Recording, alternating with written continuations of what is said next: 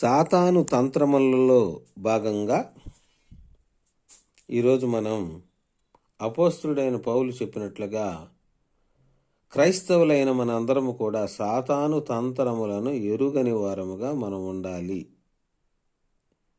అందులో భాగంగా కొరింథీయులకు రాసిన 2వ పత్రిక 10వ అధ్యాయం 4వ వచనంలో సాతాను తంత్రాన్ని గురించి అపోస్తుడైన పౌలు అమూల్యమైన మాటను పరిశుద్ధాత్మ ద్వారా మనకు తెలియజేయడం జరిగింది.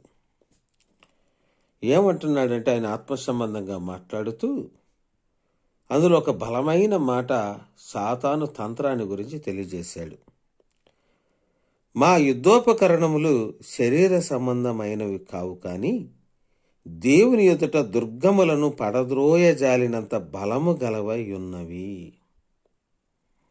ఇక్కడ సాతాను బలం అది అదృశ్యమైన ఒక కోట అని తెలియజేస్తా ఉన్నాడు. దేవుని ఎదుట దుర్గములను, ఈ దుర్గము సాతాను కోట, అదృశ్యమైన కోట. దుర్గం అనగా కోట. ఈ కోట అదృశ్యమైన కోట.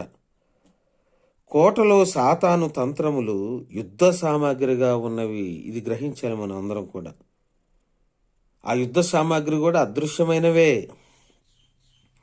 సాతాను కోటలో దాగి ఉన్న ఒక్కొక్క ఆయుధం కుయుక్తితో కూడినది, అగ్ని బాణముల వంటిది. గ్రహించాలి. ఒక్కొక్క ఆయుధం ఎలాంటిదంటే దాని వెనక కుయుక్తి ఉంటుంది. ఆ కుయుక్తి నాశనం వైపు నడిపిస్తుంది. అవి అగ్ని బాణముల వంటివి, అదృశ్యమైన అగ్ని బాణాలు అవన్నీ కూడా. కోట అదృశ్యంగా ఉంది, అందులో ఉన్న ఆయుధాలు అదృశ్యంగా ఉన్నవి. అదృశ్య అగ్ని బాణాలు ఆత్మను నరకమునకు దారి చూపుతాయి. గ్రహించాలి. కాబట్టి నాశన మార్గం వైపు మళ్ళిస్తాయి. గ్రహించలేరు. అదృశ్యమైన అగ్ని రగులుతూ ఉంటుంది, గ్రహించలేడు. నాశనం వైపు పరుగులు తీస్తూ ఉంటాడు. దేవుని వైపు చూడాలనే ఆశ కూడా అతనిలోకి రాకుండా చేస్తూ ఉంటుంది.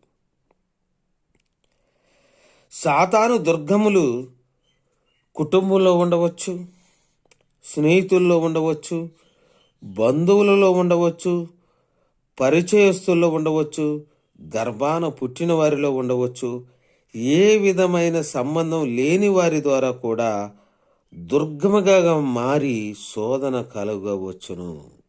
ఏ విధమైన సంబంధం లేని వారు ఉంటారే, వారి ద్వారా కూడా ఒక దుర్గముగా మారి సాతాను తంత్రం, కుయుక్తి, అదృశ్యమైన కోట, ఆ కోటగా మారి మనకు శోధన విపరీతంగా కూడా కలగవచ్చును.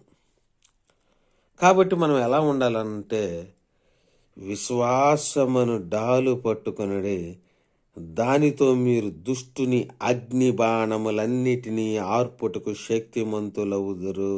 అపోస్తుడైన పౌలు ఎఫెసీయులకు రాసిన పత్రిక 6వ అధ్యాయం 16వ వచనంలో చెప్పాడు. ఆ దుర్గాలను పడగొట్టాలంటే మన దగ్గర ఏముండాలి? విశ్వాసం అనే ఒక డాలు ఉండాలి.